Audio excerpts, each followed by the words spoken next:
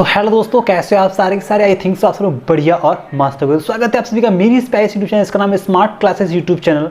Smart classes YouTube channel में आज हम लोग बहुत ही अच्छा और सेंसेशनल टॉपिक कंप्लीट करेंगे, जो कि आपका हमेशा आता रहता है आपके कंपटीशन एग्जाम्स के लिए, एग्जाम्स में। ठीक है, तो आज हम लोग करने वाले हैं भाई हिस्ट्री में। देखिए, पहले बताते हैं आपको पूरी हिस्ट्री।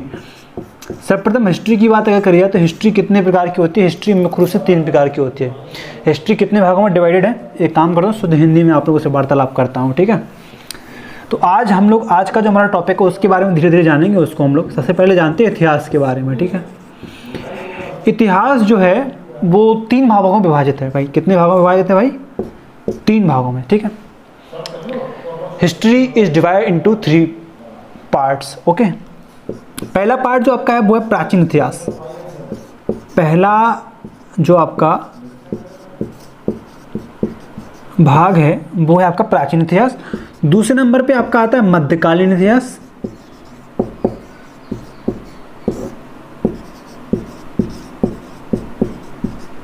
ओके, और तीसरे नंबर पे जो आपका आता है वो आता है आपका आधुनिक इतिहास।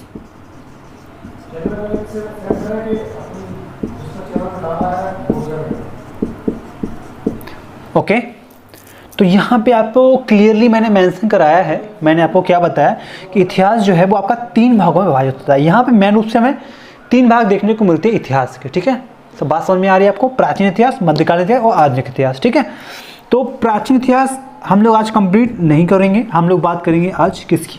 मध्यकालीन इतिहास की। आधुनिक इतिहास के बारे में बाद में बात करेंगे। ठीक है, तो अभी हम लोग जो फिलहाल बात करने वाले हैं, तो आज का हमारा जो मेन टॉपिक है वो है मध्यकालीन इतिहास। तो मध्यकालीन इतिहास अपने कॉपी में हेडिंग डाल लीजिए। आज हम लोग इसके बारे में पढ़ेंगे। ठीक है, तो मेरे सारे स्टूडेंट्स तैयार हैं? इसी बात वीडियो को लाइक कर दो और स्मार्ट क्लासेस यूट्यूब चैनल को सब्सक्राइब कर लो। ठीक है, तो टॉपिक डाल लीजिए अपना ऊपर। सबसे ऊपर मैं आप लोगों के लिए टॉपिक यहाँ पे डालता हूँ मध्यकालीन इतिहास। ये आज टॉपिक हम लोग कंप्लीट करने वाले हैं। ये इसका क्लास नंबर 1 करेंगे आज। तो आप में से कोई चैनल पर नया हो तो मेरी रिक्वेस्ट है कि चैनल को सब्सक्राइब जरूर कर लेना और वीडियो को लाइक जरूर कर देना। ठीक है, तो आज का जो हमारा टॉपिक है वो है आपका मध्यकालीन इतिहास।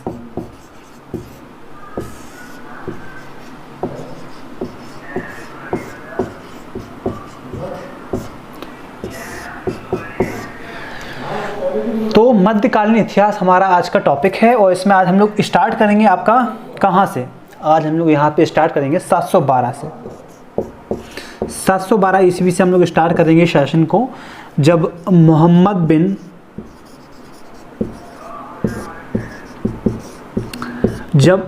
बिन कासिम ने भारत पर आक्रमण करा। ठीक है, मोहम्मद बिन कासिम ने भारत पर आक्रमण करा।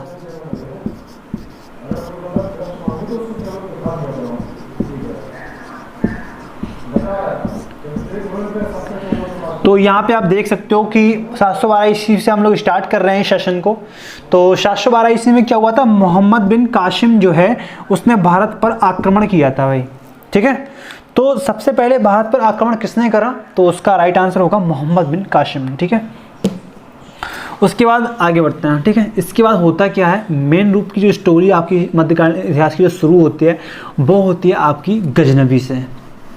मोहम्मद गजनवी। देखिए, मोहम्मद गजनवी जो हैं वो आपके मोहम्मद गजनवी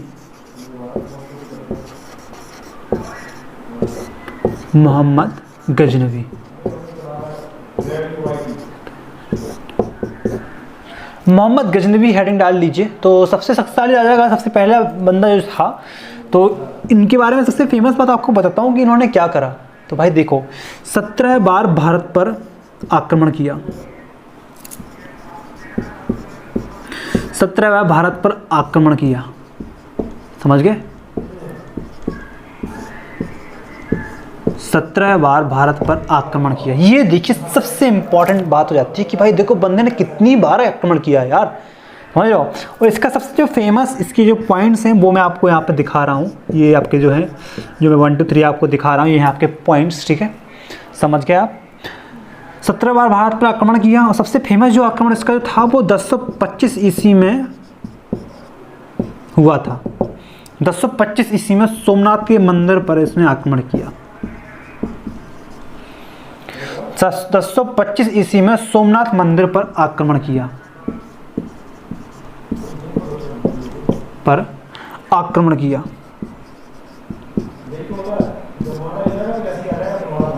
समझ गए। तो 1025 ईस्वी में सोमनाथ मंदिर पर आक्रमण किया किसने? मोहम्मद गजनवी ने, ठीक है। मोहम्मद गजनवी का जो बेसिकली रूल था कि भाई इन्होंने ये करा था कि मुस्लिम धर्म को बढ़ावा देना, ठीक है, और उसके बाद अपने सेना को विशाल करना, ठीक है, ये इनका मोटिव था मेन रूप से। और लूटपाट इन्होंने बहुत सारी 1025 ईस्वी में करी थी। ये जब सोमनाथ मंदिर पर इन्होंने जब आक्रमण करा तो बहुत सारी लूटपाट करी और बहुत सारे लोगों की जान चली गई इस आक्रमण में, इस अटैक में। तो आगे बढ़ते हैं फिर, ठीक है। सोमनाथ मंदिर पर उन्होंने आक्रमण किया, उसके बाद इनकी डेथ हो जाती है आगे जाकर, ठीक है। अब इसके बाद जो इनका गुलाम था, इनका नाम क्या था? इनका जो दास था, या आप गुलाम कह सकते हैं, आप दास कह सकते हैं। तो मोहम्मद गजनवी की जब कहानी ख़त्म हो जाती है तो उसके बाद किसकी कहानी स्टार्ट होगी? तब आपकी कहानी स्टार्ट होती है मोहम्मद गौरी की। तो मोहम्मद गौरी जो दास था मोहम्मद गजनवी का, ये पूरी सत्ता इसको सौंप देता है भाई, पूरी सत्ता इसको सौंप देता है। किसको? मोहम्मद गौरी को। अब मोहम्मद गौरी अस्तित्व में आ जाता है, ठीक है। अब मोहम्मद गौरी के बारे में जो कहानी है वो हम लोग नेक्स्ट पार्ट में करेंगे, ठीक है। तो चैनल को सब्सक्राइब नहीं किया तो चैनल को सब्सक्राइब कर लेना, वीडियो को लाइक कर देना। चलिए मिलते हैं नेक्स्ट वीडियो में, तब तक के लिए जय हिंद, जय भारत, वंदे मातरम। Thank you. हेलो मेरे प्यारे व्यूअर्स, कैसे आप सारे के सारे? आई थिंक सो आप सब लोग बढ़िया और मस्त हो। स्वागत है आप सभी का मेरी स्पाइस यूट्यूब चैनल, इसका नाम है स्मार्ट क्लासेस मिडिल हिस्ट्री का। आज हम लोग क्लास नंबर 4 करेंगे भाई, ठीक है, जो कि आपका काफ़ी अच्छा इंपॉर्टेंट और बेहतरीन सेशन होने वाला है आज का, ठीक है। तो क्लास नंबर 4 करेंगे आज। क्लास नंबर 4 में क्या करेंगे? आज हम लोग करेंगे मुगल वंश करेंगे भाई, ठीक है, समझ गए। तो मुगल वंश की स्थापना किसने करी भाई? सबसे पहला शासक जो है वो है बाबर आपका। पहले सभी शासकों के नाम लिख देता हूँ, फिर उनके बारे में आपको डिटेल्ड इंफॉर्मेशन दी जाएगी, ठीक है। बाबर के बाद कौन आता है भाई? हुमायूं के बाद आपका आता है अकबर के बाद आपका कौन आता है भाई? जहांगीर, शाहजहां,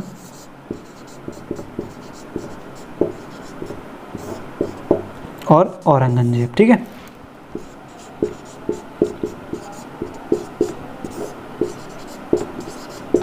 यहां तक आपको दिख रहा है क्लियर? औरंगजेब तक बिल्कुल दिख रहा है।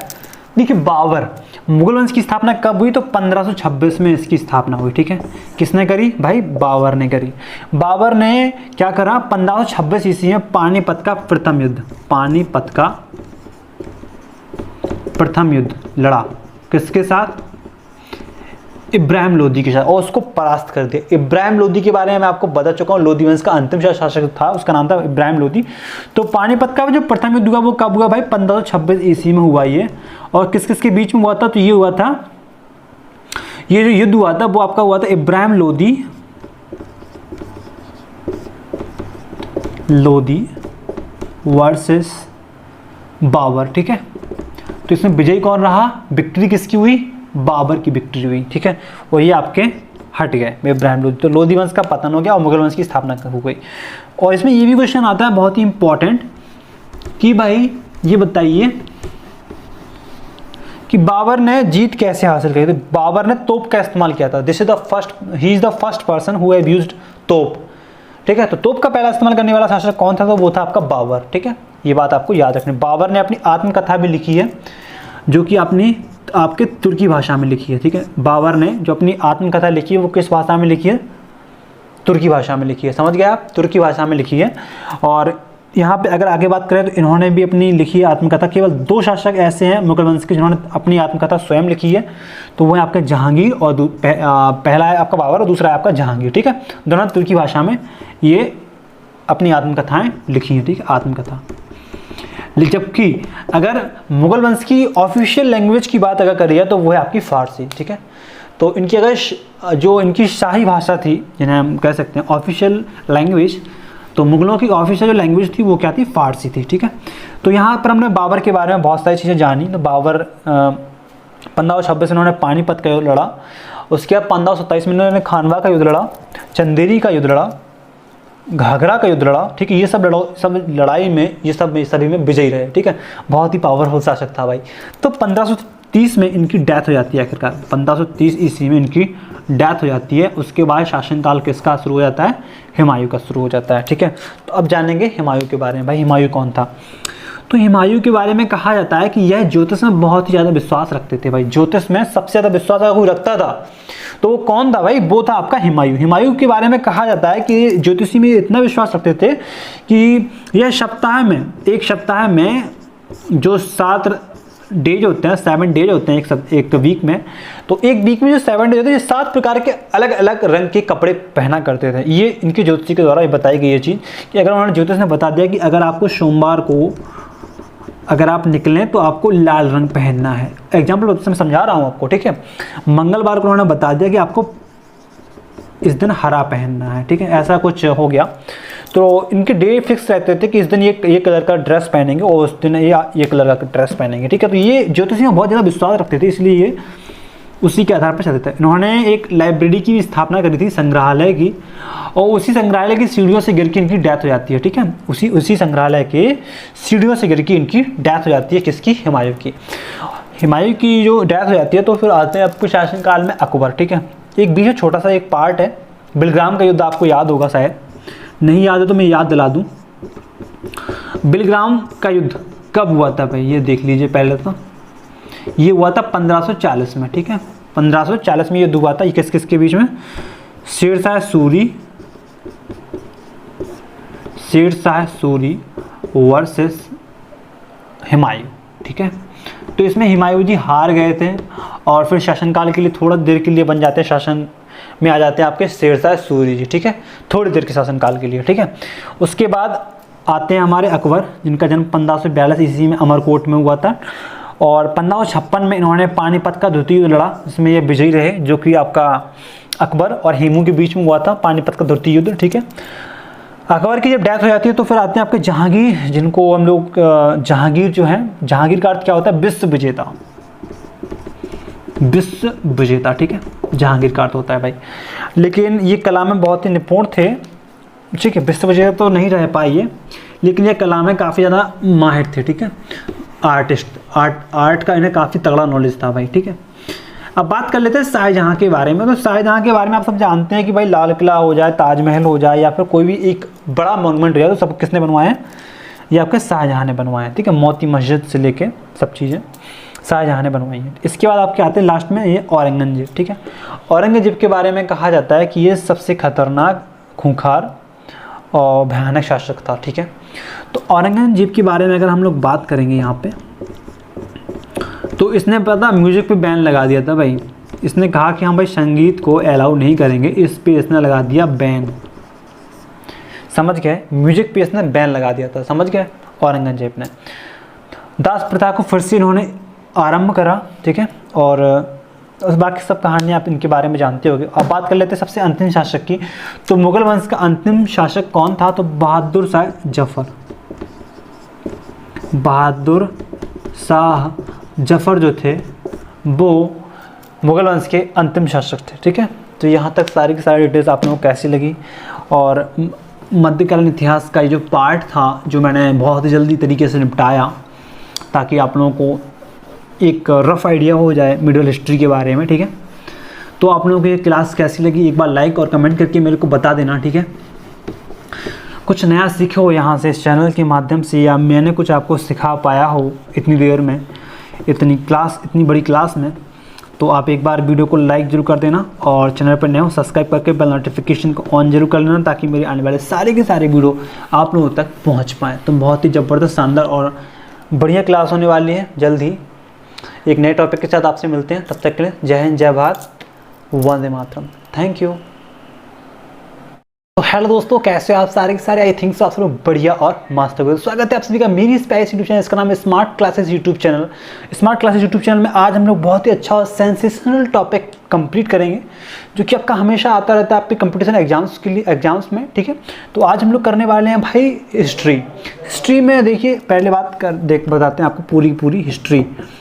सर्वप्रथम हिस्ट्री की बात अगर करिए तो हिस्ट्री कितने प्रकार की होती है? हिस्ट्री मुख्य रूप से 3 प्रकार की होती है।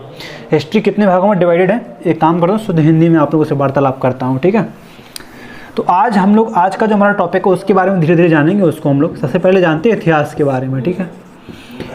इतिहास जो है वो 3 भागों में विभाजित है भाई। कितने भागों में विभाजित है भाई? 3 भागों में, ठीक है। History is divide into 3 parts, okay. पहला पार्ट जो आपका है वो है प्राचीन इतिहास। पहला जो आपका भाग है वो है आपका प्राचीन इतिहास। दूसरे नंबर पे आपका आता है मध्यकालीन इतिहास।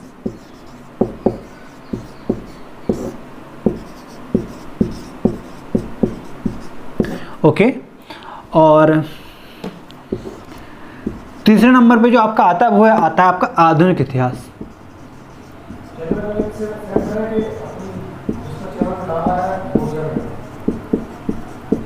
ओके, तो यहाँ पे आपको क्लियरली मैंने मेंशन कराया है, मैंने आपको क्या बताया कि इतिहास जो है वो आपका 3 भागों में विभाजित होता है। यहाँ पे मेन रूप से हमें 3 भाग देखने को मिलते हैं इतिहास के, ठीक है।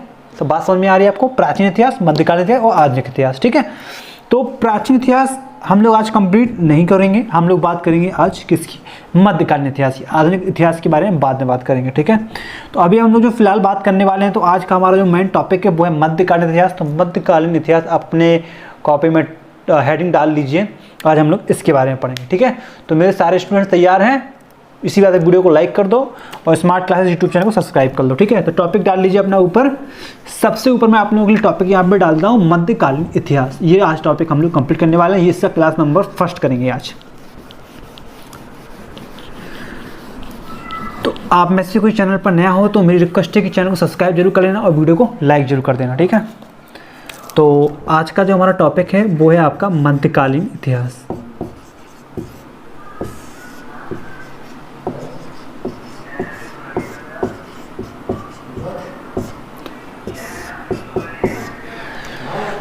तो मध्यकालीन इतिहास हमारा आज का टॉपिक है और इसमें आज हम लोग स्टार्ट करेंगे आपका कहाँ से? आज हम लोग यहाँ पे स्टार्ट करेंगे 712 से। 712 ईस्वी से हम लोग स्टार्ट करेंगे शासन को, जब मोहम्मद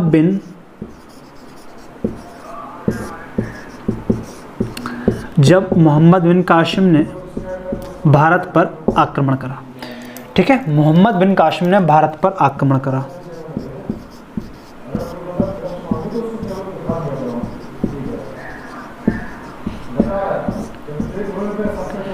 तो यहाँ पे आप देख सकते हो कि 712 ईस्वी से हम लोग स्टार्ट कर रहे हैं शासन को। तो 712 ईस्वी में क्या हुआ था? मोहम्मद बिन कासिम जो है उसने भारत पर आक्रमण किया था भाई, ठीक है। तो सबसे पहले भारत पर आक्रमण किसने करा? तो उसका राइट आंसर होगा मोहम्मद बिन कासिम ने, ठीक है। उसके बाद आगे बढ़ते हैं, ठीक है। इसके बाद होता क्या है, मेन रूप की जो स्टोरी आपकी मध्यकालीन इतिहास की जो शुरू होती है वो होती है आपकी गजनवी से। मोहम्मद गजनवी, देखिए मोहम्मद गजनवी जो हैं वो आपके मोहम्मद गजनवी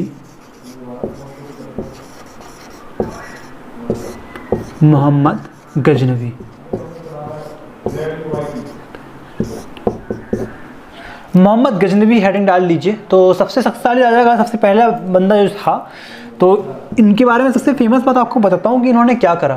तो भाई देखो, 17 बार भारत पर आक्रमण किया, 17 बार भारत पर आक्रमण किया, समझ गए? 17 बार भारत पर आक्रमण किया। ये देखिए सबसे इंपॉर्टेंट बात हो जाती है कि भाई देखो बंदे ने कितनी बार आक्रमण किया यार, समझ लो। और इसका सबसे जो फेमस इसके जो पॉइंट्स हैं वो मैं आपको यहाँ पे दिखा रहा हूँ। ये आपके जो है, जो मैं 1 2 3 आपको दिखा रहा हूँ, ये हैं आपके पॉइंट्स, ठीक है। समझ गए आप? 17 बार भारत पर आक्रमण किया और सबसे फेमस जो आक्रमण इसका जो था वो 1025 ईस्वी में हुआ था। 1025 ईस्वी में सोमनाथ के मंदिर पर इसने आक्रमण किया। 1025 ईस्वी में सोमनाथ मंदिर पर आक्रमण किया,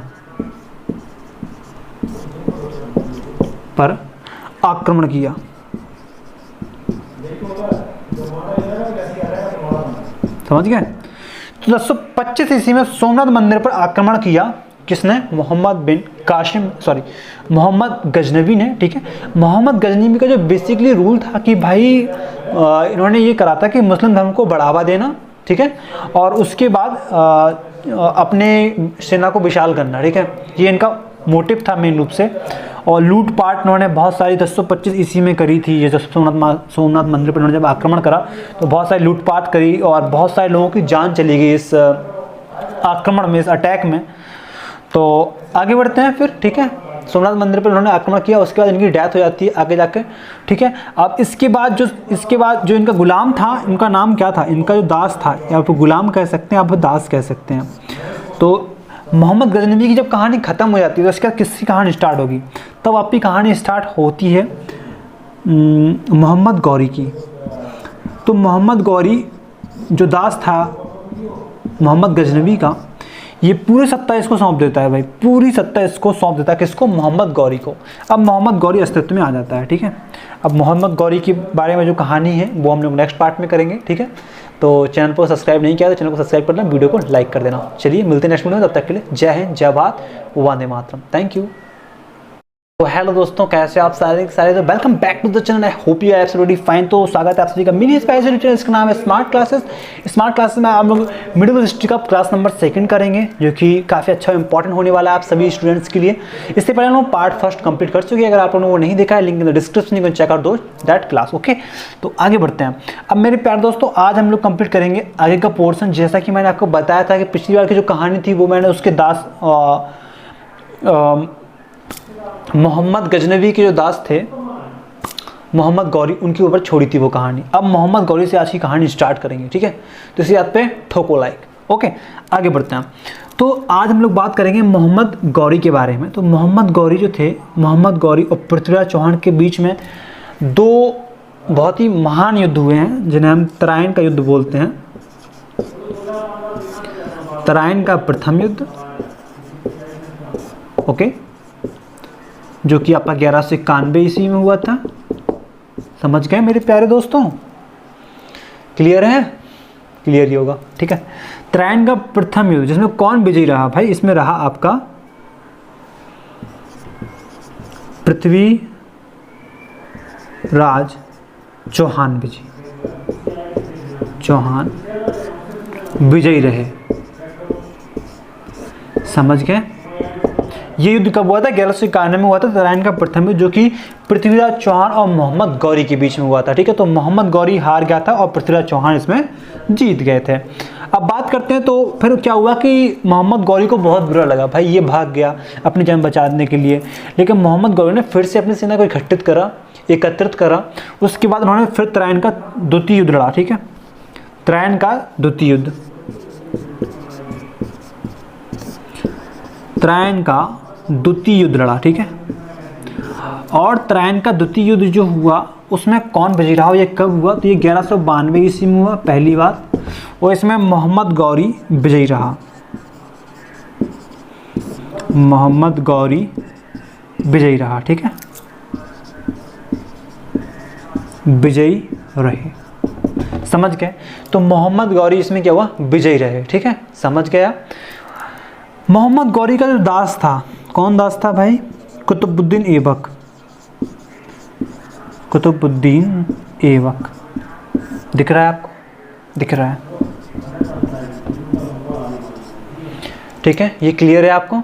तो दास कौन था? मोहम्मद गौरी या कुतुबुद्दीन ऐबक। तो जब मोहम्मद गौरी की जब डेथ हो जाती है तो फिर कौन आता है अस्तित्व में? कुतुबुद्दीन ऐबक आता है। तो अब कहानी शेड्यूल्ड हो जाती है कुतुबुद्दीन ऐबक पर। तो कुतुबुद्दीन ऐबक कौन है, इन्होंने क्या किया, उसके बारे में जानते हैं, ठीक है। तो वीडियो को लाइक कर दो अच्छा लग रहा हो तो, और मेरी इन्फॉर्मेशन आपको बड़ी लग रही हो तो एक बार कमेंट सेक्शन में कमेंट भी कर देना प्यारा सा, ठीक है। आगे बढ़ते हैं। अब जानते हैं भाई कुतुबुद्दीन ऐबक के बारे में, ठीक है। तो कुतुबुद्दीन ऐबक कौन थे, इन्होंने क्या किया, किसी मोनूमेंट का स्थापना करा या फिर नहीं करा, इस सब के बारे में आज हम लोग जानेंगे। तो चैनल पर बने रहिए, ठीक है। और चैनल पर नए हो सब्सक्राइब करें, वीडियो को लाइक करें, ठीक है। क्लियर है सारी बातें? चल आगे बढ़ते हैं। चलिए फिर। तो दोस्तों, कुतुबुद्दीन ऐबक हेडिंग लगा दीजिए।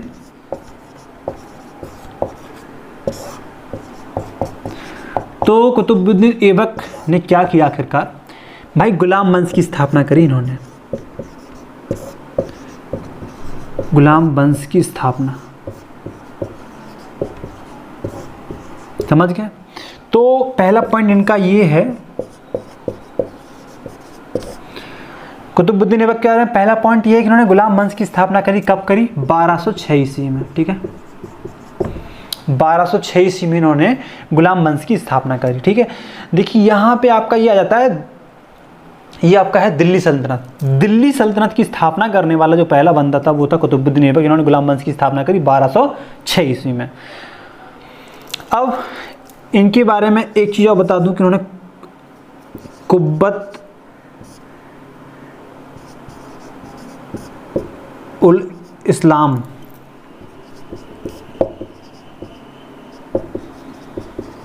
कुब्बत उल इस्लाम ऐसी कुछ है इनका मॉन्यूमेंट, वो इन्होंने स्थापना करी थी उसकी, ठीक है, ओके। अब पॉइंट नंबर 3 पे जाते हैं, इनकी डेथ कब हो जाती है, ठीक है। तो इनकी डेथ हो जाती है 1210 ईस्वी में, ठीक है।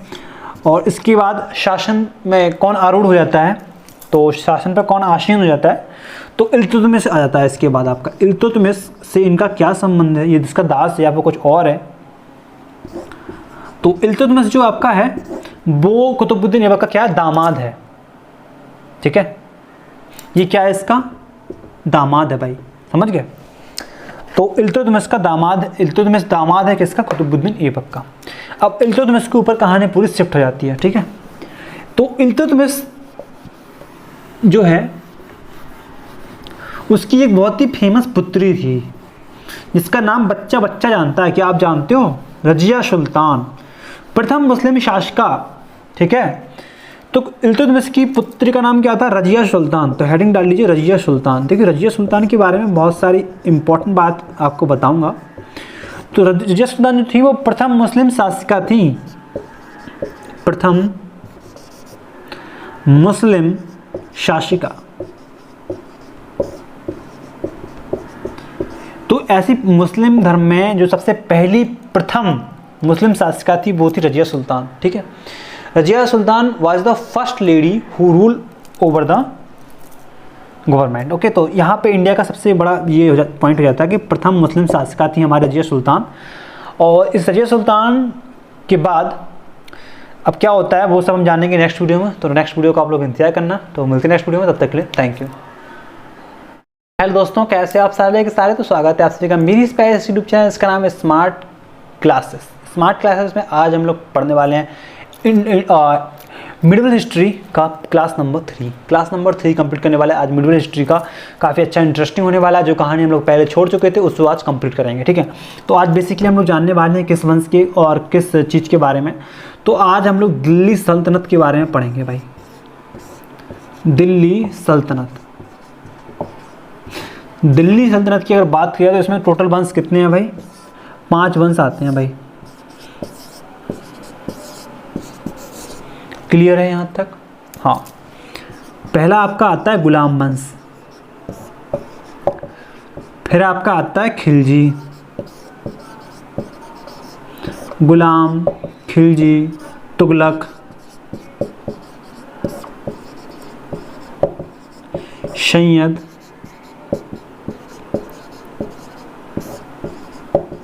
और लोदी वंश। यहाँ तक आप सबको क्लियर दिख रहा है? बिल्कुल क्लियर दिख रहा है। तो गुलाम वंश की बात करें तो 1206 से लेकर 1290 तक चला, 1290 से लेकर 1320 तक चला, 1320 से लेकर 1414 तक चला ये, 1414 से लेकर 1451 तक चला ये, और 1451 से लेकर 1526 तक चला ये सब बातें आपको क्लियर दिख रही हैं? आप लोगों को क्लियरली समझ में आ रही है ना बातें सारी की सारी? गुलाम वंश की जो स्थापना करी थी वो मैं आपको बता चुका हूँ ऑलरेडी। एक काम करता हूँ, इसको रफ कर देता हूँ, ठीक है। तो गुलाम वंश की जो स्थापना करी है वो किसने करी है? कुतुबुद्दीन ऐबक। दिख रहा है आपको? कुतुबुद्दीन ऐबक ने स्थापना करी है किसकी? गुलाम वंश की, ओके। अब बात करते हैं खिलजी वंश की। तो खिलजी वंश की स्थापना करी है जलालुद्दीन खिलजी।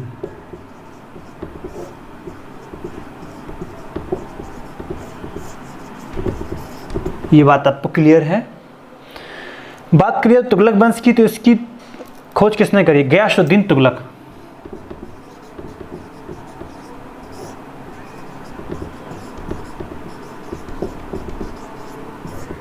ओके, क्लियर है सभी स्टूडेंट्स को? क्लियर है ये चीज?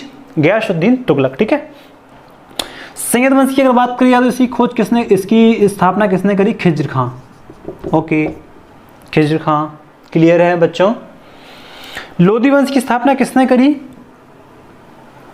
लोधी वंश की स्थापना किसने करी भाई, बताइए, आप बताइए इस चीज को। बहलोल लोधी।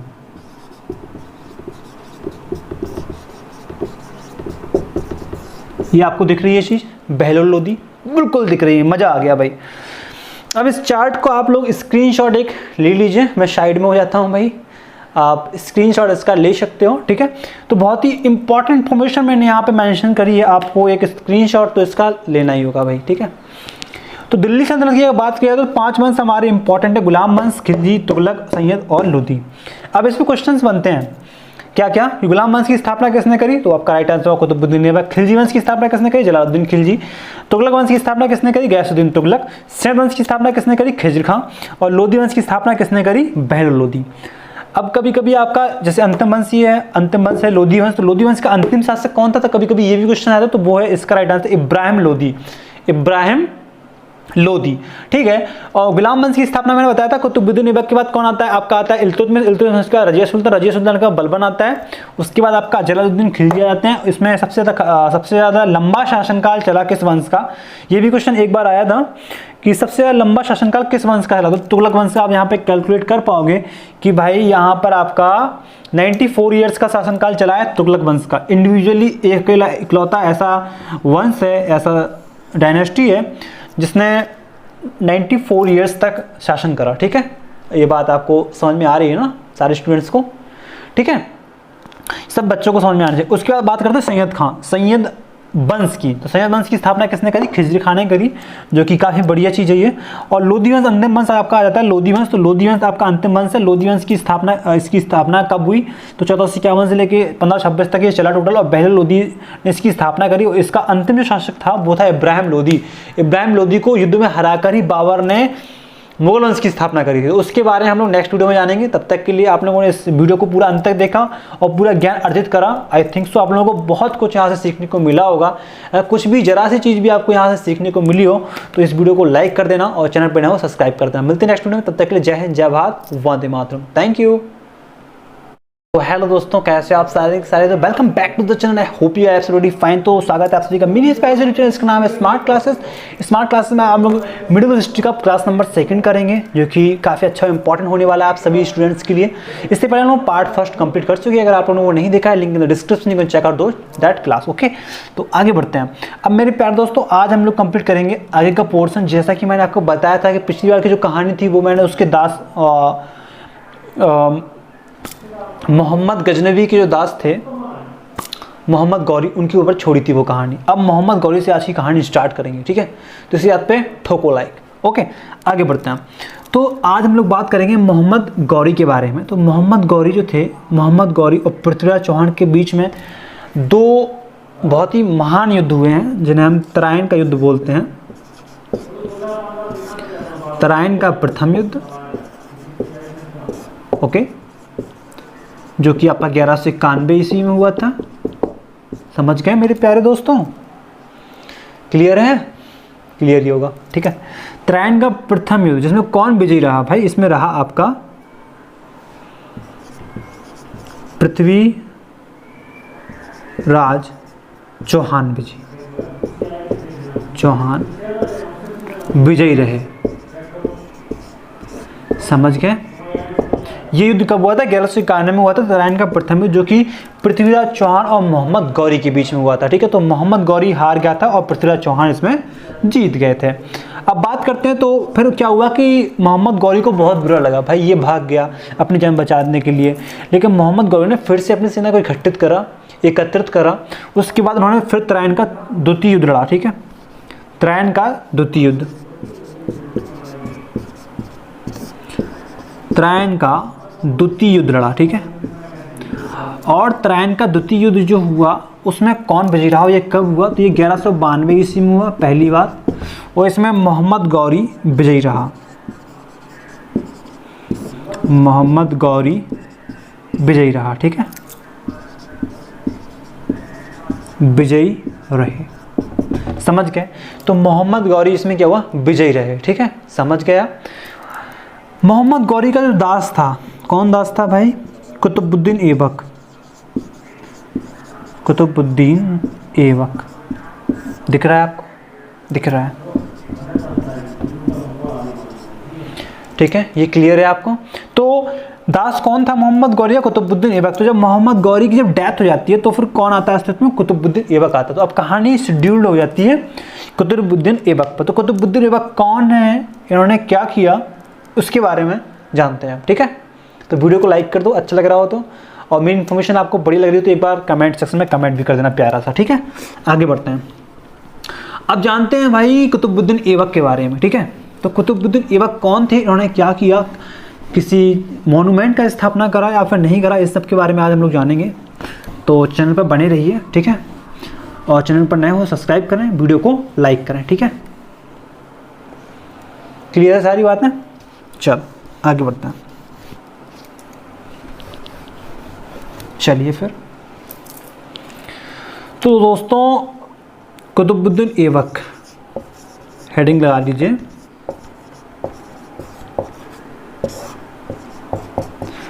तो कुतुबुद्दीन ऐबक ने क्या किया आखिरकार भाई, गुलाम वंश की स्थापना करी इन्होंने, गुलाम वंश की स्थापना, समझ गए। तो पहला पॉइंट इनका ये है, कुतुबुद्दीन ऐबक क्या रहे हैं, पहला पॉइंट ये है कि इन्होंने गुलाम वंश की स्थापना करी, कब करी, 1206 ईस्वी में, ठीक है, 1206 ईस्वी में इन्होंने गुलाम वंश की स्थापना करी, ठीक है। देखिए यहाँ पे आपका ये आ जाता है, ये आपका है दिल्ली सल्तनत। दिल्ली सल्तनत की स्थापना करने वाला जो पहला बंदा था वो था कुतुबुद्दीन ऐबक, इन्होंने गुलाम वंश की स्थापना करी 1206 ईस्वी में। अब इनके बारे में एक चीज़ और बता दूं कि उन्होंने कुब्बत उल इस्लाम,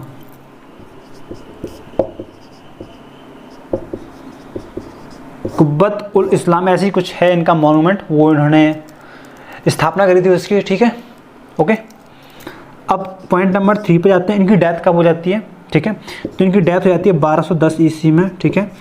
और इसके बाद शासन में कौन आरूढ़ हो जाता है, तो शासन पर कौन आसीन हो जाता है, तो इल्तुतमिश आ जाता है। इसके बाद आपका इल्तुतमिश से इनका क्या संबंध है, ये जिसका दास है या फिर कुछ और है। तो इल्तुतमिश जो आपका है वो कुतुबुद्दीन ऐबक का क्या है, दामाद है, ठीक है। ये क्या है, इसका दामाद है भाई, समझ गए। तो इल्तुतमिश का दामाद, इल्तुतमिश दामाद है किसका, कुतुबुद्दीन ऐबक का। अब इल्तुतमिश के ऊपर कहानी पूरी शिफ्ट हो जाती है, ठीक है। तो इल्तुतमिश जो है उसकी एक बहुत ही फेमस पुत्री थी जिसका नाम बच्चा बच्चा जानता है, क्या आप जानते हो, रजिया सुल्तान, प्रथम मुस्लिम शासिका, ठीक है। तो इल्तुतमिश की पुत्री का नाम क्या था, रजिया सुल्तान। तो हेडिंग डाल लीजिए रजिया सुल्तान। देखिए रजिया सुल्तान के बारे में बहुत सारी इंपॉर्टेंट बात आपको बताऊंगा। तो रजिया सुल्तान जो थी वो प्रथम मुस्लिम शासिका थी, प्रथम मुस्लिम शासिका। तो ऐसी मुस्लिम धर्म में जो सबसे पहली प्रथम मुस्लिम शासिका थी वो थी रजिया सुल्तान, ठीक है। Razia Sultan was the first lady who rule over the government, okay. तो यहाँ पे इंडिया का सबसे बड़ा ये पॉइंट हो जाता है कि प्रथम मुस्लिम शासिका थी हमारी रजिया सुल्तान। और इस रजिया सुल्तान के बाद अब क्या होता है वो सब हम जानेंगे नेक्स्ट वीडियो में। तो नेक्स्ट वीडियो का आप लोग इंतजार करना। तो मिलते हैं नेक्स्ट वीडियो में, तब तक के लिए थैंक यू। तो हेलो दोस्तों, कैसे हो आप सारे के सारे, आई थिंक सो आप सब बढ़िया और मस्त हो। स्वागत है आप सभी का मेरी इस प्यारे यूट्यूब चैनल, इसका नाम है smart classes YouTube channel. Smart classes YouTube channel में आज हम लोग बहुत ही अच्छा और सेंसेशनल टॉपिक कंप्लीट करेंगे जो कि आपका हमेशा आता रहता है आपके कंपटीशन एग्जाम्स के लिए, एग्जाम्स में, ठीक है। तो आज हम लोग करने वाले हैं भाई हिस्ट्री। हिस्ट्री में देखिए पहले बात बताते हैं आपको पूरी हिस्ट्री। सर्वप्रथम हिस्ट्री की बात अगर करिए तो हिस्ट्री कितने प्रकार की होती है? हिस्ट्री मुख्य रूप से 3 प्रकार की होती है। हिस्ट्री कितने भागों में डिवाइडेड है? एक काम करता हूँ, शुद्ध हिंदी में आप लोगों से वार्तालाप करता हूँ, ठीक है। तो आज हम लोग, आज का जो हमारा टॉपिक है उसके बारे में धीरे धीरे जानेंगे। उसको हम लोग सबसे पहले जानते हैं इतिहास के बारे में, ठीक है। इतिहास जो है वो 3 भागों में विभाजित है भाई। कितने भागों में विभाजित है भाई? 3 भागों में, ठीक है। History is divide into 3 parts, okay. पहला पार्ट जो आपका है वो है प्राचीन इतिहास। पहला जो आपका भाग है वो है आपका प्राचीन इतिहास। दूसरे नंबर पे आपका आता है मध्यकालीन इतिहास।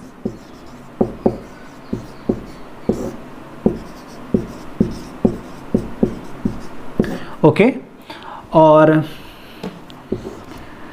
तीसरे नंबर पे जो आपका आता है वो आता है आपका आधुनिक इतिहास।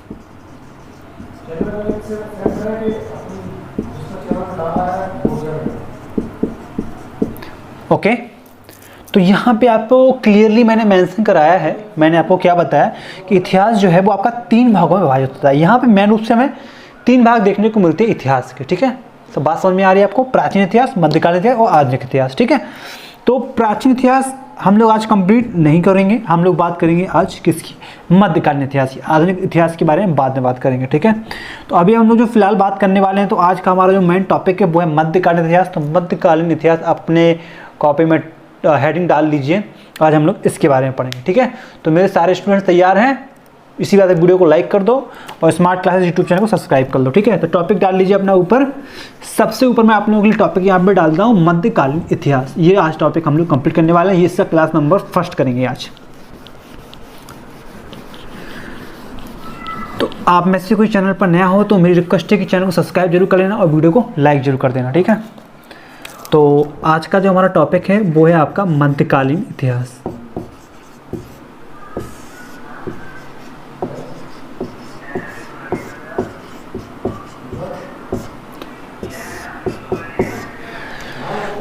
तो मध्यकालीन इतिहास हमारा आज का टॉपिक है और इसमें आज हम लोग स्टार्ट करेंगे आपका कहाँ से? आज हम लोग यहाँ पे स्टार्ट करेंगे 712 से। 712 ईस्वी से हम लोग स्टार्ट करेंगे शासन को, जब मोहम्मद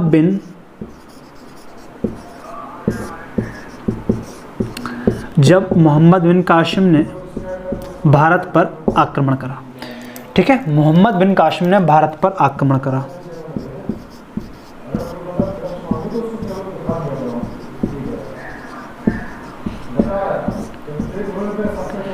तो यहाँ पे आप देख सकते हो कि 712 ईस्वी से हम लोग स्टार्ट कर रहे हैं सेशन को। तो 712 ईस्वी में क्या हुआ था? मोहम्मद बिन कासिम जो है उसने भारत पर आक्रमण किया था भाई, ठीक है। तो सबसे पहले भारत पर आक्रमण किसने करा? तो उसका राइट आंसर होगा मोहम्मद बिन कासिम ने, ठीक है। उसके बाद आगे बढ़ते हैं, ठीक है। इसके बाद होता क्या है, मेन रूप की जो स्टोरी आपकी मध्यकालीन इतिहास की जो शुरू होती है वो होती है आपकी गजनवी से। मोहम्मद गजनवी, देखिए मोहम्मद गजनवी जो हैं वो आपके मोहम्मद गजनवी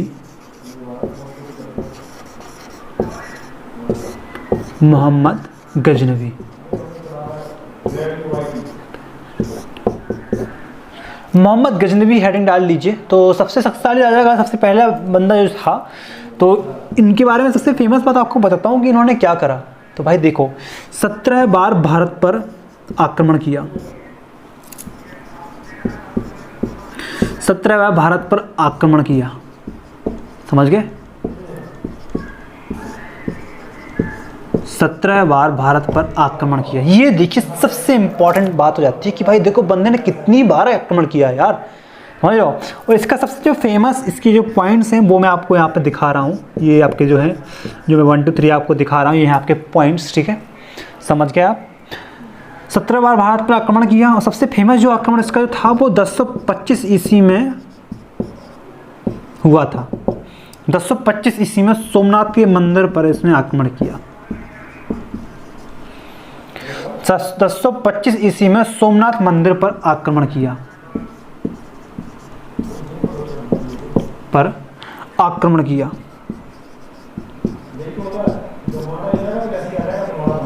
समझ गए?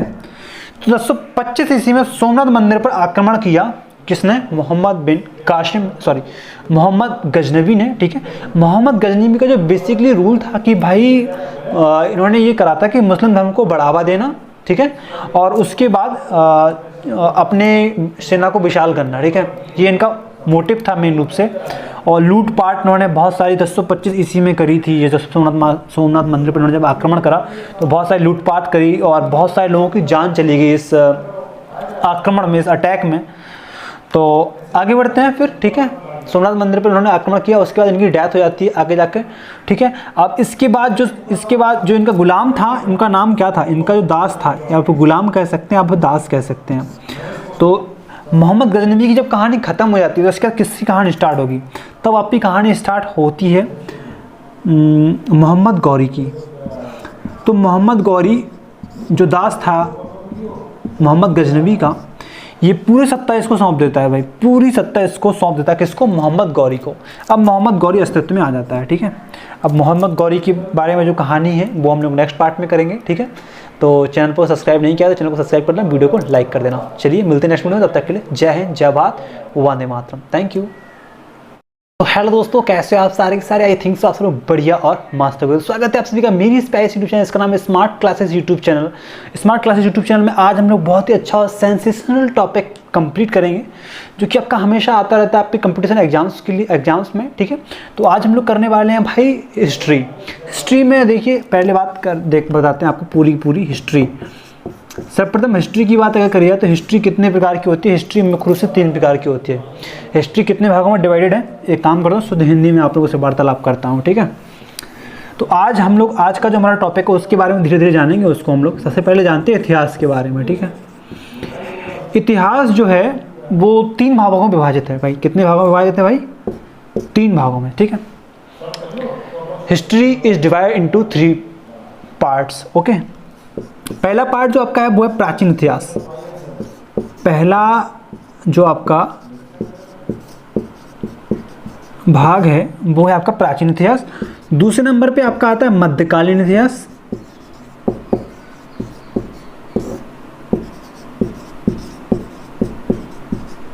ओके, और तीसरे नंबर पे जो आपका आता है वो आता है आपका आधुनिक इतिहास।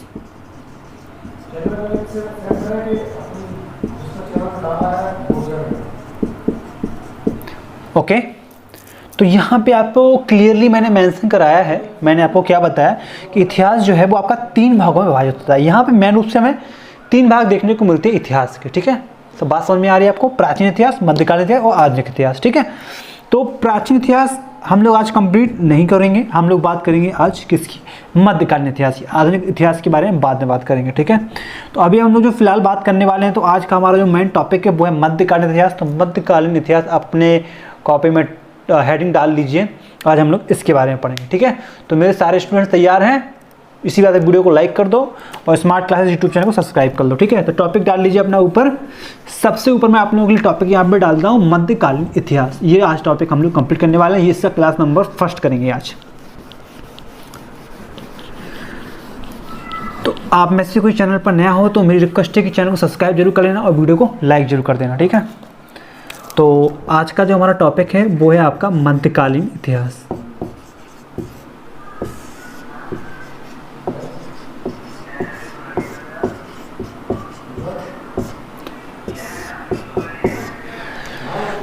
तो मध्यकालीन इतिहास हमारा आज का टॉपिक है और इसमें आज हम लोग स्टार्ट करेंगे आपका कहाँ से?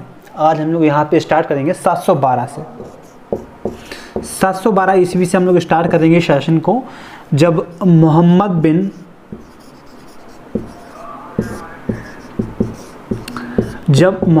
कासिम ने भारत पर आक्रमण करा, ठीक है। मोहम्मद बिन कासिम ने भारत पर आक्रमण करा।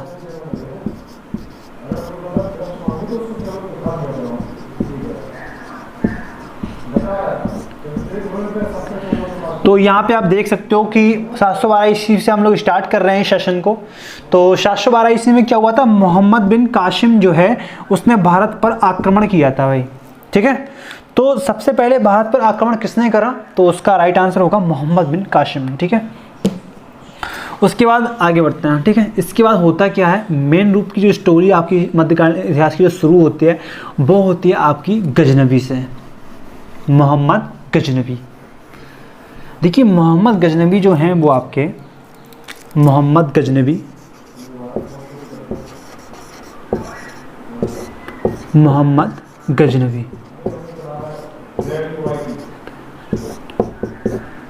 मोहम्मद गजनवी हेडिंग डाल लीजिए तो सबसे शक्तिशाली राजा का सबसे पहला बंदा जो था।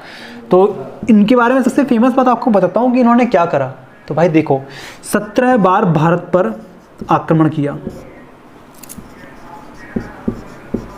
17 बार भारत पर आक्रमण किया, समझ गए। 17 बार भारत पर आक्रमण किया। ये देखिए सबसे इंपॉर्टेंट बात हो जाती है कि भाई देखो बंदे ने कितनी बार आक्रमण किया यार, समझ लो। और इसका सबसे जो फेमस इसके जो पॉइंट्स हैं वो मैं आपको यहाँ पे दिखा रहा हूँ। ये आपके जो है जो मैं 1 2 3 आपको दिखा रहा हूँ, ये हैं आपके पॉइंट्स, ठीक है, समझ गए आप। 17 बार भारत पर आक्रमण किया और सबसे फेमस जो आक्रमण इसका जो था वो 1025 ईस्वी में हुआ था। 1025 ईस्वी में सोमनाथ के मंदिर पर इसने आक्रमण किया। 1025 ईस्वी में सोमनाथ मंदिर पर आक्रमण किया,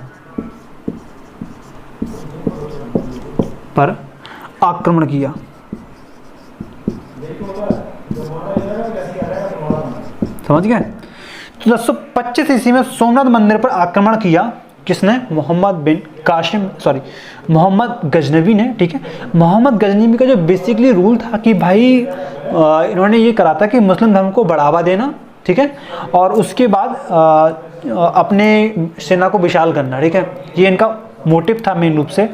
और लूटपाट इन्होंने बहुत सारी 1025 ईस्वी में करी थी। ये जब सोमनाथ मंदिर पर इन्होंने जब आक्रमण करा तो बहुत सारी लूटपाट करी और बहुत सारे लोगों की जान चली गई इस आक्रमण में, इस अटैक में। तो आगे बढ़ते हैं फिर, ठीक है। सोमनाथ मंदिर पर उन्होंने आक्रमण किया, उसके बाद इनकी डेथ हो जाती है आगे जाकर, ठीक है। अब इसके बाद जो इनका गुलाम था, इनका नाम क्या था, इनका जो दास था, या फिर गुलाम कह सकते हैं, आप दास कह सकते हैं। तो मोहम्मद गजनवी की जब कहानी ख़त्म हो जाती है तो उसके बाद किसकी कहानी स्टार्ट होगी, तब आपकी कहानी स्टार्ट होती है मोहम्मद गौरी की। तो मोहम्मद गौरी जो दास था मोहम्मद गजनवी का, ये पूरी सत्ता इसको सौंप देता है भाई, पूरी सत्ता इसको सौंप देता है, किसको, मोहम्मद गौरी को। अब मोहम्मद गौरी अस्तित्व में आ जाता है, ठीक है। अब मोहम्मद गौरी के बारे में जो कहानी है वो हम लोग नेक्स्ट पार्ट में करेंगे, ठीक है। तो चैनल को सब्सक्राइब नहीं किया तो चैनल को सब्सक्राइब कर लेना, वीडियो को लाइक कर देना। चलिए मिलते हैं नेक्स्ट वीडियो में, तब तक के लिए जय हिंद, जय भारत, वंदे मातरम, थैंक यू। तो हेलो दोस्तों, कैसे आप सारे तो welcome back to the channel. I hope you are absolutely fine. तो स्वागत है आप सभी का मेरी स्पेशल चैनल, इसका नाम है स्मार्ट क्लासेस। स्मार्ट क्लासेस में आप लोग मिडिल हिस्ट्री का क्लास नंबर 2 करेंगे, जो कि काफ़ी अच्छा इंपॉर्टेंट होने वाला है आप सभी स्टूडेंट्स के लिए। इससे पहले हम लोग पार्ट 1 कंप्लीट कर चुके हैं। अगर आप लोगों ने वो नहीं देखा है, link in the description, you can check out that class, okay. तो आगे बढ़ते हैं। अब मेरे प्यारे दोस्तों, आज हम लोग कंप्लीट करेंगे आगे का पोर्सन। जैसा कि मैंने आपको बताया था कि पिछली बार की जो कहानी थी वो मैंने उसके दास मोहम्मद गजनवी के जो दास थे मोहम्मद गौरी, उनके ऊपर छोड़ी थी वो कहानी। अब मोहम्मद गौरी से आज की कहानी स्टार्ट करेंगे, ठीक है। तो इसी बात पे ठोको लाइक, ओके। आगे बढ़ते हैं। तो आज हम लोग बात करेंगे मोहम्मद गौरी के बारे में। तो मोहम्मद गौरी जो थे, मोहम्मद गौरी और पृथ्वीराज चौहान के बीच में 2 बहुत ही महान युद्ध हुए हैं, जिन्हें हम तराइन का युद्ध बोलते हैं। तराइन का प्रथम युद्ध, ओके, जो कि आपका 1191 ईस्वी में हुआ था। समझ गए मेरे प्यारे दोस्तों, क्लियर है, क्लियर ही होगा, ठीक है। तराइन का प्रथम युद्ध, जिसमें कौन विजयी रहा भाई, इसमें रहा आपका पृथ्वीराज चौहान चौहान विजयी रहे। समझ गए।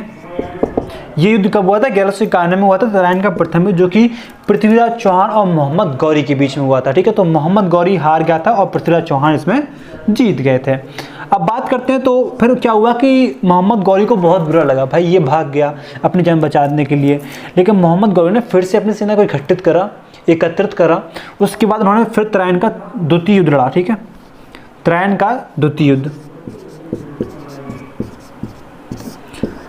तराइन का द्वितीय युद्ध लड़ा, ठीक है।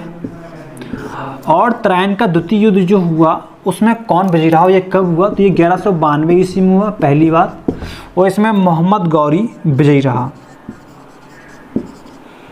मोहम्मद गौरी विजयी रहा, ठीक है, विजयी रहे, समझ गए। तो मोहम्मद गौरी इसमें क्या हुआ, विजयी रहे, ठीक है, समझ गया। मोहम्मद गौरी का जो दास था, कौन दास था भाई, कुतुबुद्दीन ऐबक, कुतुबुद्दीन ऐबक, दिख रहा है आपको, दिख रहा है, ठीक है, ये क्लियर है आपको। तो दास कौन था, मोहम्मद गौरी या कुतुबुद्दीन ऐबक। तो जब मोहम्मद गौरी की जब डेथ हो जाती है तो फिर कौन आता है अस्तित्व में, कुतुबुद्दीन ऐबक आता है। तो अब कहानी शेड्यूल्ड हो जाती है कुतुबुद्दीन ऐबक पर। तो कुतुबुद्दीन ऐबक कौन है, इन्होंने क्या किया, उसके बारे में जानते हैं, ठीक है। तो वीडियो को लाइक कर दो अच्छा लग रहा हो तो, और मेरी इन्फॉर्मेशन आपको बड़ी लग रही हो तो एक बार कमेंट सेक्शन में कमेंट भी कर देना प्यारा सा, ठीक है। आगे बढ़ते हैं, अब जानते हैं भाई कुतुबुद्दीन ऐबक के बारे में, ठीक है। तो कुतुबुद्दीन ऐबक कौन थे, इन्होंने क्या किया, किसी मोनूमेंट का स्थापना करा या फिर नहीं करा, इस सब के बारे में आज हम लोग जानेंगे। तो चैनल पर बने रहिए, ठीक है, और चैनल पर नए हो सब्सक्राइब करें, वीडियो को लाइक करें, ठीक है। क्लियर है सारी बातें, चल आगे बढ़ते हैं। चलिए फिर, तो दोस्तों कुतुबुद्दीन ऐबक हेडिंग लगा दीजिए।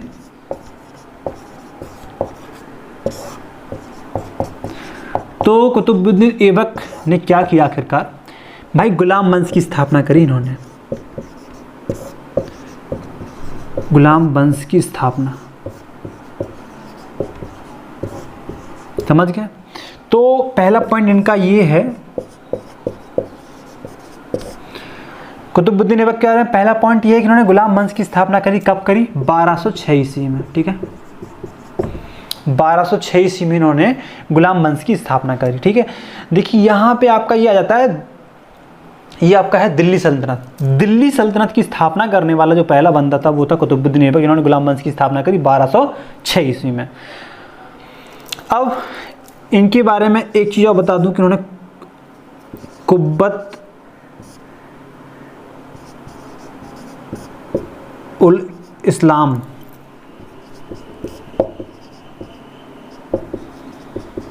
कुब्बत उल इस्लाम ऐसी कुछ है इनका मॉन्यूमेंट, वो इन्होंने स्थापना करी थी उसकी, ठीक है, ओके। अब पॉइंट नंबर 3 पे जाते हैं, इनकी डेथ कब हो जाती है, ठीक है। तो इनकी डेथ हो जाती है 1210 ईस्वी में, ठीक है। और इसके बाद शासन में कौन आरूढ़ हो जाता है, तो शासन पर कौन आसीन हो जाता है, तो इल्तुतमिश आ जाता है। इसके बाद आपका इल्तुतमिश से इनका क्या संबंध है, ये जिसका दास है या फिर कुछ और है। तो इल्तुतमिश जो आपका है वो कुतुबुद्दीन ऐबक का क्या दामाद है, ठीक है, ये क्या है, इसका दामाद है भाई, समझ गए। तो इल्तुतमिश का दामाद, इल्तुतमिश दामाद है किसका, कुतुबुद्दीन ऐबक का। अब इल्तुतमिश के ऊपर कहानी पूरी शिफ्ट हो जाती है, ठीक है। तो इल्तुतमिश जो है उसकी एक बहुत ही फेमस पुत्री थी जिसका नाम बच्चा बच्चा जानता है, क्या आप जानते हो, रजिया सुल्तान, प्रथम मुस्लिम शासिका, ठीक है। तो इल्तुतमिश की पुत्री का नाम क्या था, रजिया सुल्तान। तो हेडिंग डाल लीजिए रजिया सुल्तान। देखिए रजिया सुल्तान के बारे में बहुत सारी इंपॉर्टेंट बात आपको बताऊंगा। तो रजिया सुल्तान जो थी वो प्रथम मुस्लिम शासिका थी, प्रथम मुस्लिम शासिका। तो ऐसी मुस्लिम धर्म में जो सबसे पहली प्रथम मुस्लिम शासिका थी वो थी रजिया सुल्तान, ठीक है। Razia Sultan was the first lady who rule over the government, okay. तो यहाँ पे इंडिया का सबसे बड़ा ये पॉइंट हो जाता है कि प्रथम मुस्लिम शासिका थी हमारे रजिया सुल्तान। और इस रजिया सुल्तान के बाद अब क्या होता है वो सब हम जानेंगे नेक्स्ट वीडियो में। तो नेक्स्ट वीडियो को आप लोग इंतजार करना। तो मिलते हैं नेक्स्ट वीडियो में, तब तक के लिए थैंक यू। हेलो दोस्तों, कैसे आप सारे के सारे। तो स्वागत है आप सभी का मेरी स्पेस यूट्यूब चैनल, इसका नाम है स्मार्ट क्लासेस। स्मार्ट क्लासेस में आज हम लोग पढ़ने वाले हैं मिडिवल हिस्ट्री का class number 3। Class number 3 complete करने वाला है आज। मिडिवल हिस्ट्री का काफ़ी अच्छा इंटरेस्टिंग होने वाला है। जो कहानी हम लोग पहले छोड़ चुके थे उसको आज कंप्लीट करेंगे, ठीक है। तो आज बेसिकली हम लोग जानने वाले हैं किस वंश के और किस चीज़ के बारे में। तो आज हम लोग दिल्ली सल्तनत के बारे में पढ़ेंगे भाई, दिल्ली सल्तनत। दिल्ली सल्तनत की अगर बात किया तो इसमें टोटल वंश कितने हैं भाई? 5 वंश आते हैं भाई। क्लियर है यहाँ तक? हाँ। पहला आपका आता है गुलाम वंश, फिर आपका आता है खिलजी, गुलाम, खिलजी, तुगलक, सैयद,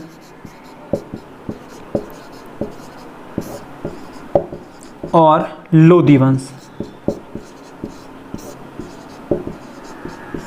यहाँ तक आप सबको क्लियर दिख रहा है? बिल्कुल क्लियर दिख रहा है।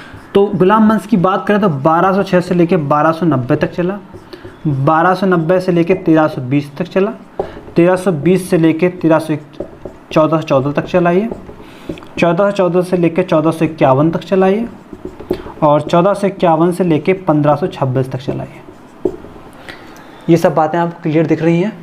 आप लोगों को क्लियरली समझ में आ रही है ना बातें सारी की सारी? गुलाम वंश की जो स्थापना करी थी वो मैं आपको बता चुका हूँ ऑलरेडी। एक काम करता हूँ, इसको रफ कर देता हूँ, ठीक है? तो गुलाम वंश की जो स्थापना करी है वो किसने करी है? कुतुबुद्दीन ऐबक। दिख रहा है आपको? कुतुबुद्दीन ऐबक ने स्थापना करी है किसकी? गुलाम वंश की। ओके, अब बात करते हैं खिलजी वंश की। तो खिलजी वंश की स्थापना करी है जलालुद्दीन खिलजी।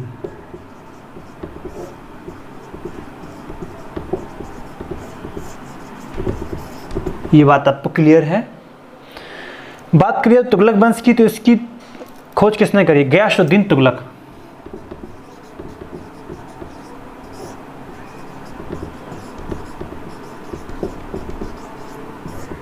ओके, क्लियर है? सभी स्टूडेंट्स को क्लियर है ये चीज? गयासुद्दीन तुगलक, ठीक है? सैयद वंश की अगर बात करिए तो इसकी खोज किसने, इसकी स्थापना किसने करी? खिज्र खां। ओके, खिज्र खां, क्लियर है बच्चों? लोदी वंश की स्थापना किसने करी? लोदी वंश की स्थापना किसने करी भाई? बताइए, आप बताइए इस चीज को। बहलोल लोदी।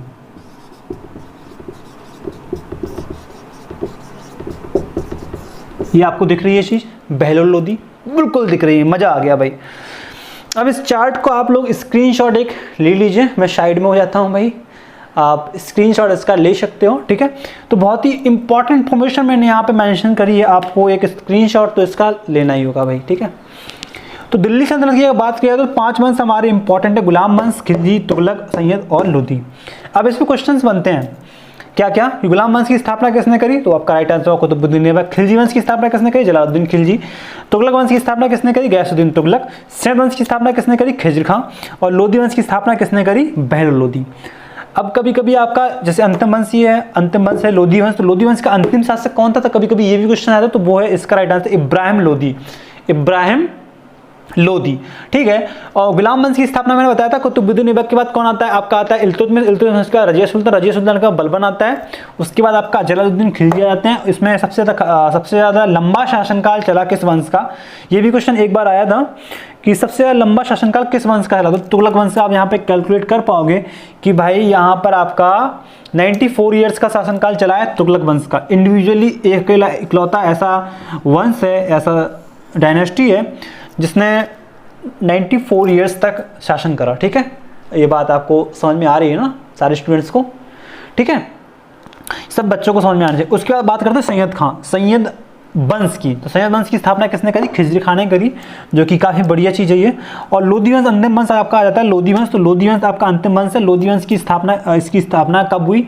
तो 1451 से लेके 1526 तक ये चला टोटल। और बहलोल लोदी ने इसकी स्थापना करी, और इसका अंतिम जो शासक था वो था इब्राहिम लोदी। इब्राहिम लोदी को युद्ध में हराकर ही बाबर ने मुगल वंश की स्थापना करी थी। उसके बारे में हम लोग नेक्स्ट वीडियो में जानेंगे। तब तक के लिए आप लोगों ने इस वीडियो को पूरा अंत तक देखा और पूरा ज्ञान अर्जित करा। आई थिंक सो आप लोगों को बहुत कुछ यहाँ से सीखने को मिला होगा। कुछ भी जरा सी चीज़ भी आपको यहाँ से सीखने को मिली हो तो इस वीडियो को लाइक कर देना और चैनल पर नए हो सब्सक्राइब कर देना। मिलते हैं नेक्स्ट वीडियो में, तब तक के लिए जय हिंद, जय भारत, वंदे मातरम। Thank you.